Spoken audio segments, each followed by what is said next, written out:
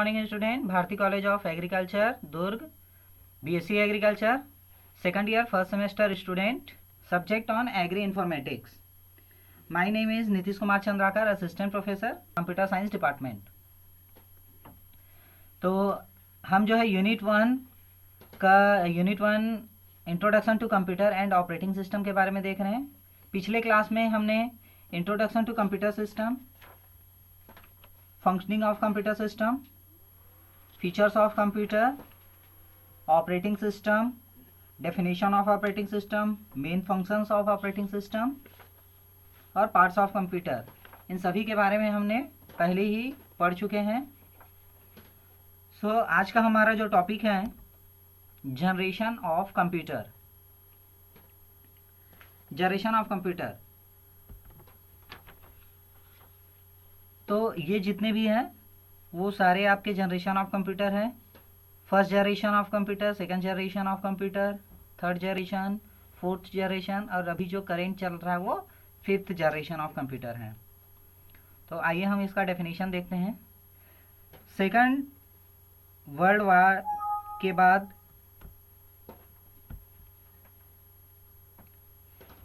कंप्यूटरों का विकास बहुत तेज़ी से हुआ और उनके जो साइज़ हैं उसमें भी बहुत सारे परिवर्तन हुए। आधुनिक कंप्यूटरों के विकास का जो इतिहास है उसको तकनीकी विकास के अनुसार डिफरेंट भागों में बांटा गया है। जैसे कि फर्स्ट जनरेशन कंप्यूटर हो गया, सेकंड जनरेशन हो गया, उसके बाद third generation, then fourth generation, then last fifth generation. तो आज अभी हम फर्स्ट जनरेशन के बारे में देखते हैं। First generation of computer. Computer की प्रथम पीढ़ी की शुरुआत सन 1946 में एकर्ट और मुचली ने एनियाक मीन्स, यहाँ पे जो स्क्रीन पे दिख रहा है एनियाक मीन्स क्या होता है, electronic numerical integrator and computer नामक कंप्यूटर के निर्माण से हुआ। ये जो आपके स्क्रीन पर दिख रहा है ये एनियाक कंप्यूटर है। इसी को एकर्ट और मुचली ने 1946 में बनाया था। इसी से कंप्यूटर का फर्स्ट जनरेशन जो है वो स्टार्ट हुआ, कंप्यूटर का जनरेशन स्टार्ट हुआ। इस पीढ़ी के कंप्यूटरों में वैक्यूम ट्यूब का प्रयोग किया जाता था। ये जो आपके स्क्रीन पर दिख रहा है ये वैक्यूम ट्यूब है। ये फर्स्ट जनरेशन के कंप्यूटर में मोस्टली यूज़ होता था। प्रथम पीढ़ी के कंप्यूटर आकार में बहुत बड़े होते थे, इनकी स्पीड बहुत ही स्लो होती थी और मेमोरी भी कम एक्सेप्ट करता था। जैसे कि आप देख रहे हैं कंप्यूटर का आकार क्या है, बहुत बड़ा होता था। बहुत बड़े होने के कारण उसका जो स्पीड होता था वो बहुत स्लो होता था और मेमोरी भी क्या होता था, कम होता था। तो ये जो है वो एनियाक कंप्यूटर है, फर्स्ट कंप्यूटर। इसी कारण इन कंप्यूटरों में डेटा स्टोर करके नहीं रखा जा सकता था। इतने बड़े बड़े होते थे कंप्यूटर कि इसमें डेटा स्टोर करना पॉसिबल नहीं होता था। इन कंप्यूटरों की कीमत भी बहुत ज़्यादा होता था, मतलब हर कोई इसको नहीं खरीद पाता था क्योंकि बहुत बड़ा रहता था। एक कमरा में तो एक कंप्यूटर ही आता था, दूसरे कमरे में उसका CPU आता था। तो इतना बड़े बड़े कंप्यूटर्स होने के कारण इसको खरीदना पॉसिबल नहीं था।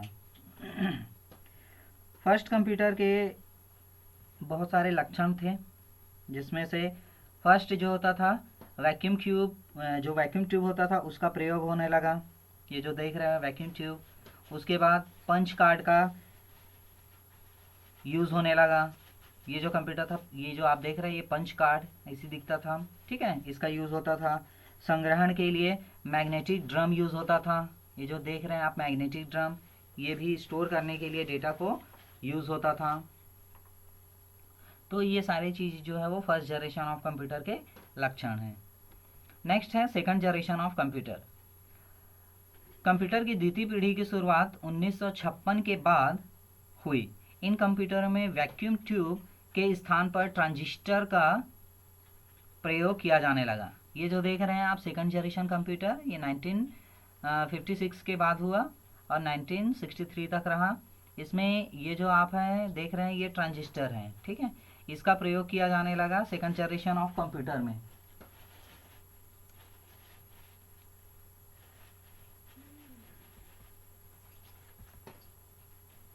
ट्रांजिस्टर का प्रयोग जो है बहुत ही ज़्यादा होने लगा सेकंड जनरेशन कंप्यूटर में।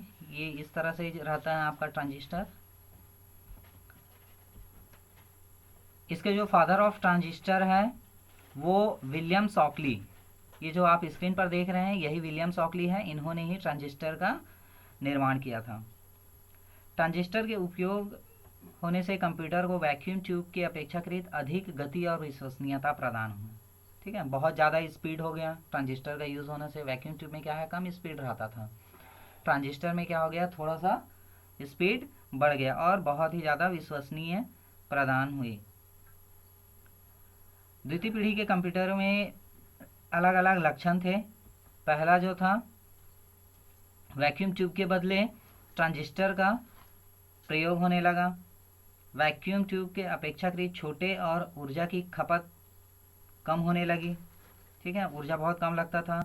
अधिक तेज और विश्वसनीय था, बहुत ही ज़्यादा तेज था, फास्ट होता था और विश्वसनीय भी हुआ। प्रथम पीढ़ी की अपेक्षा ये जो है वो कम खर्चीला था। वो बहुत बड़े होते थे तो ये जो है उसके अपेक्षा कम खर्चीला होता था। कोबोल और फॉर्ट्रेन, ये जो देख रहे हैं आप फॉर्ट्रेन लैंग्वेज, ये जो देख रहे हैं आप कोबोल लैंग्वेज, इसका यूज़ होने लगा। ठीक है, अभी तो बहुत advance high level language use होने लग गए हैं। पहले स्टार्टिंग में फॉर्ट्रेन और कोबोल जो है वो लैंग्वेज यूज़ होता था कंप्यूटरों में। स्टोरेज डिवाइस, प्रिंटर एवं ऑपरेटिंग सिस्टम आदि का प्रयोग जो है वो सेकंड जनरेशन से होने लगा। मतलब अगर आपको क्वेश्चन आता है कि ऑपरेटिंग सिस्टम का यूज़ जो है कौन से जनरेशन के कंप्यूटर से होने लगा, तो आपका आंसर रहेगा सेकंड जनरेशन। स्टोरेज डिवाइस भी यूज़ होने लगा, प्रिंटर और ऑपरेटिंग सिस्टम। सो ये था हमारा second generation of computer. Next है third generation of computer. Third generation of computer जो है 1964 से 1971 तक रहा। कंप्यूटरों की तृतीय पीढ़ी की शुरुआत 1964 में हुआ था। इस पीढ़ी के कंप्यूटरों में इंटीग्रेटेड सर्किट, जो आईसी होता है, इंटीग्रेटेड सर्किट, ये जो दिख रहा है ये इंटीग्रेटेड सर्किट है। और इनके जो फादर हैं जैक किल्बी, जो राइट हैंड साइड में जो दिख रहा है फादर ऑफ आईसी, ये है आपके जैक किल्बी। इन्होंने ही इंटीग्रेटेड सर्किट का डेवलप किया था। इस पीढ़ी के कंप्यूटरों में ICL 2903 कंप्यूटर, ये जो दिख रहा है ये ICL 2903 कंप्यूटर है। ICL 900 कंप्यूटर, ये आपके स्क्रीन पर सेकंड नंबर पर है, ये ICL 900 कंप्यूटर। और थर्ड में यूनिवाक 1108, ये कंप्यूटर जो है ये जनरल मोस्टली यूज़ होता था थर्ड जनरेशन ऑफ कंप्यूटर में। ये जो है आदि प्रमुख थे। थर्ड जनरेशन ऑफ कंप्यूटर के जो प्रमुख लक्षण थे उनमें पहला तो आपका इंटीग्रेटेड सर्किट का यूज़ होने लगा। दूसरा जो है अधिक विश्वसनीय प्रदान किए। ठीक है, बहुत ही ज़्यादा प्रचलित हुआ। प्रथम और द्वितीय पीढ़ी के कंप्यूटरों के अपेक्षा आकार और वजन बहुत कम होते थे इनका। पोर्टेबल और आसान रख रखाव था। पोर्टेबल मतलब आसानी से आप एक जगह से दूसरी जगह रख सकते थे इस थर्ड जनरेशन के कंप्यूटर को। नेक्स्ट हमारा है फोर्थ जनरेशन ऑफ कंप्यूटर। ये जो स्क्रीन पर आपका दिख रहा है फोर्थ जनरेशन ऑफ कंप्यूटर 1976 से 1999 यहाँ तक रहा। जो कंप्यूटर का जो फोर्थ जनरेशन है उसका शुरुआत जो है वो 1971 से हुआ था एक्चुअली। इस पीढ़ी में इंटीग्रेटेड सर्किट को और अधिक विकसित किया गया। मतलब जो इंटीग्रेटेड सर्किट था आईसी, उसको और ज़्यादा डेवलप किया गया और उसकी जगह लार्ज इंटीग्रेटेड सर्किट का यूज़ होने लगा।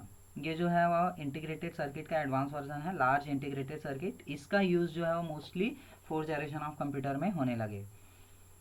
इस आविष्कार से पूरे सेंट्रल प्रोसेसिंग यूनिट, एक छोटा सा यूनिट जो है एक छोटी सी चिप में आ गई। मतलब इतना छोटा सा जो चिप रहता है उसमें पूरा सब चीज़ आ गई इसमें, जिसे माइक्रो प्रोसेसर कहा जाता है।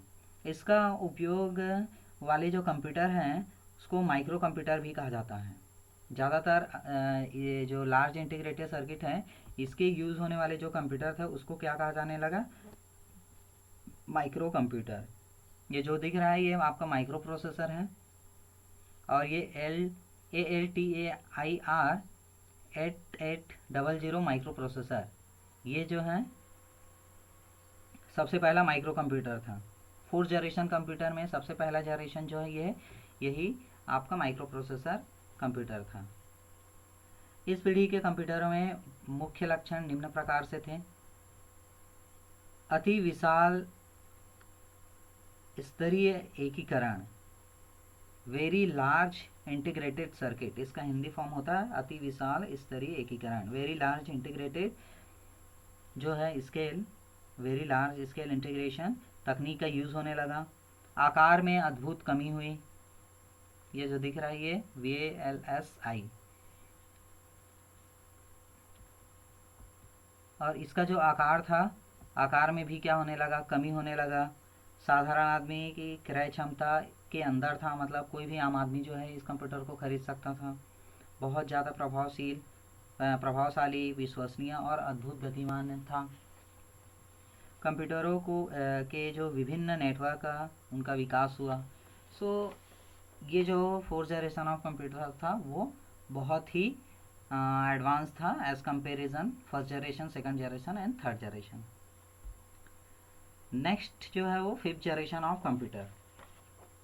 5th जनरेशन ऑफ कंप्यूटर जो है 2000 से अभी फ्यूचर तक यही स्टार्ट है, ठीक है। कंप्यूटर की प्रथम जो 5th जनरेशन है उसका शुरुआत 1985 से हुआ था। 1985 से अब तक के जो कंप्यूटर है उनको 5वीं पीढ़ी के अंतर्गत रखा गया है। इस जनरेशन के जो कंप्यूटर है में कंप्यूटर वैज्ञानिक जो है वो आर्टिफिशियल इंटेलिजेंस को समाहित करने का प्रयासरत है। मतलब इस तरह से आर्टिफिशियल इंटेलिजेंस मीन्स जैसे कि आर्टिफिशियल इंटेलिजेंस में क्या होता है कि अब कंप्यूटरों को इतना एडवांस बनाया जा रहा है, इतना प्रभावशाली बनाया जा रहा है कि वो खुद से ऑटोमेटिक अपना जो हम जो हमारा जो क्वेश्चन है, ठीक है, हमारी जो प्रॉब्लम है, हमारा जो समस्या है उसको ऑटोमेटिक वो डिटेक्ट कर ले, इतना पावरफुल बनाया जा रहा है। आप रोबोटिक्स पिक्चर देखे हो, हाँ, वही उसी से रिलेटेड है आर्टिफिशियल इंटेलिजेंस। मतलब मानव को इसमें मानव की तरह सोचने और समझने की कैपेबिलिटी बनाने की कोशिश किया जा रहा है। आज के कंप्यूटर उतने उन्नत हैं कि वे हर विशिष्ट क्षेत्र, मूल रूप से अकाउंटिंग, इंजीनियरिंग, भवन निर्माण, अंतरिक्ष तथा दूसरे प्रकार के शोध कार्य में उपयोग किए जा रहे हैं। नए ultra large scale integrated circuit, very large scale integrated circuit को प्रतिस्थापित करना शुरू कर दिया है। मतलब अब VLSI के जगह ULSI का यूज़ किया जाने लगा है माइक्रो प्रोसेसर के रूप में। सो 5वीं पीढ़ी के जो कंप्यूटर है उसके डिफरेंट लक्षण हैं, जिसमें कंप्यूटर के फर्स्ट है कंप्यूटर के विभिन्न आकार। जो कंप्यूटर के विभिन्न आकार है उसमें जैसे कि आपका डेस्कटॉप हो गया, लैपटॉप हो गया, पाम टॉप हो गया, आदि कंप्यूटर उपलब्ध हैं, ठीक है। अलग अलग वेराइटी के, अलग अलग साइज़ के आजकल कंप्यूटर आने लगे हैं। आजकल तो इतना ऐसा कंप्यूटर आने लगा है जिसको आप जेब में लेके कहीं भी ले जा सकते हैं, उसको प्रतिस्थापित कर सकते हैं। तो इतना माइक्रो से माइक्रो कंप्यूटर डेवलप होने लगे हैं 5th generation computer, 5th generation में। सेकंड है इंटरनेट। दुनिया भर के कंप्यूटर नेटवर्क इंटरनेट से जुड़े होते हैं। मतलब आप जब चाहे नेटवर्क से कनेक्ट हो सकते हैं, जब चाहे डिस्कनेक्ट हो सकते हैं। मल्टीमीडिया, साउंड, ग्राफिक्स, चित्र, टेक्स्ट के सम्मिलित रूप से मल्टीमीडिया की इस पीढ़ी का विकास हुआ है। ये जो आप देख रहे हैं मल्टीमीडिया, यहाँ पर आपका सिनेमाग्राफी हो रहा है, यहाँ पे मूवीज़ बन रहे हैं। ये जो है वो लाइट ट्रैफिक का है, ठीक है।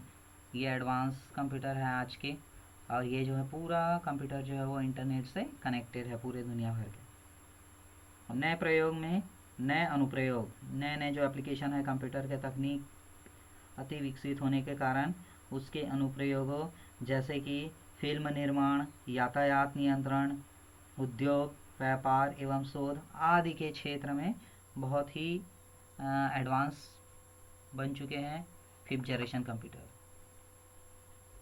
सो ये हुआ हमारा complete generation of computer. Thank you so much.